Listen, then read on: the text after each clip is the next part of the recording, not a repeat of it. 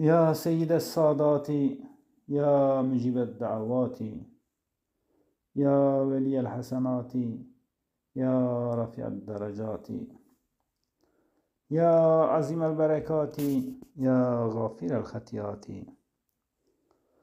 يا دافع البليات، يا سامع الأصوات، يا معطي المسؤولات، يا عالم السر والخفيات.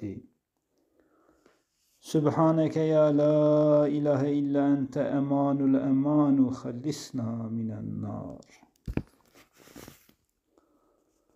ای سرور سروران، ای جوابدای دعایان، ای خودی قنجیان، ای بلندکر پاییان، ای خدان خیر و بیران، ای بخشکار گناهان، ای برگیر بلایان، ای بیستوی دنگان، ای دایوی داخوازان، ای زانای نیهان و رازان.